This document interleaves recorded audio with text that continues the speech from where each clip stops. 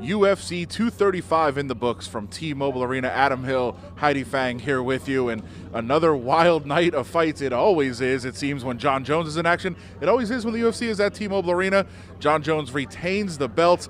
The challenge really wasn't from Anthony Smith, though, in this fight. A crazy, crazy title defense for Jon Jones. Yeah, I think Anthony Smith's biggest challenge was coming out swinging and fighting something mental going on in his head. I wasn't expecting that from him. He was saying all ahead of the fight that wasn't going to be the case with him, but it seemed like it was, because he just couldn't get the motor running against Jon Jones, and Jones goes on with a dominant performance amid some controversy. Yeah, some controversy in the fourth round. Jon Jones did land a knee to a downed Anthony Smith. Smith was down. Herb Dean's looking at the replay. They're trying to determine whether it was intentional and whether it was illegal. It was illegal. It was intentional, but Anthony Smith continues. Otherwise, Jon Jones could have lost the belt right there. Jon Jones' only loss of his career was a disqualification in 2009 in a somewhat similar situation. Yeah, those 12-6 elbows, and that was a Matt Hamill fight. I remember that one very clearly because it just sticks out in his career if you look at his win-loss record, and in many people's opinion, I think it's the consensus that it was not a loss, but same case scenario could have happened here. Anthony Smith, of course, being a bigger man, like you said, not taking the DQ as a win just to have the belt. Yeah, he said he wanted to win the belt, not steal it, and so he continues in the fight. He loses. Could have won if he just stayed down and said he couldn't fight. So a very, very fortunate title defense for Jon Jones, even though he was dominant throughout. Also dominant throughout was the challenger in the co-main event. Kamaru Usman comes in and absolutely dominates Tyron Woodley in every aspect of the game. What an unbelievable performance by Kamaru Usman, now the first African-born champion in UFC history. And yet again, another case where we didn't see the opponent get going. Tyron Woodley said it himself that he just wasn't there. He couldn't pull the trigger tonight. He says, Kamaru was just the better opponent. He gave him credit where credit was due, so class act there.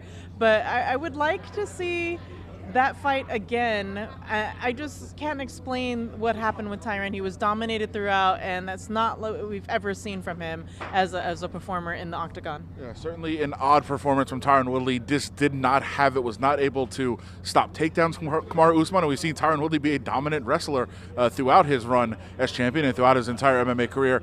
Kind of a weird fight, and it was also a weird fight just before that. Ben Askren, his long-awaited UFC debut, undefeated Ben Askren, former Bellator and ONE FC champion, and now he comes into the UFC. He gets rocked early, slammed, and punches landed all over the place by Robbie Lawler. Askren recovers, and then he gets a bulldog choke kind of in.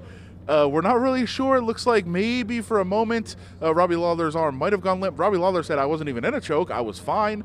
But Herb Dean decides to step in and stop the fight. A lot of controversy in that one. Yeah, it definitely did look like his arm was down. And in fact, the NAC executive director, Bob Bennett, he came in to try to kind of explain that the safety of the fighters is in their hands, and the referees have a litany of things that happen during a fight that they have to look out for to be able to protect the fighters. Now, I did see a screenshot on Twitter of Robbie Lawler putting the thumbs up just as Herb Dean is tapping his arm, but from our vantage point, it did look like it was limp, like you said, and once that happens, you really have to take into account whether or not he should continue, even if he did wake up in that moment. Yeah, so a lot to talk about coming out of this. The UFC says they will rebook that fight with Askren and Lawler because the ending was very controversial. Askren said he doesn't want that fight, so we'll see a showdown already between Ben Askren and Dana White. That was something a lot of people expected. A ton of breakout performances on this card as well. You can read all about that at reviewjournal.com. Thanks for joining us and finding out what happened at UFC 235, and keep it locked at reviewjournal.com for all of the information you need to know from the world of the UFC. From UFC 235, Heidi Fang, Adam Hill, from here at T-Mobile Arena. We'll talk to you guys again soon.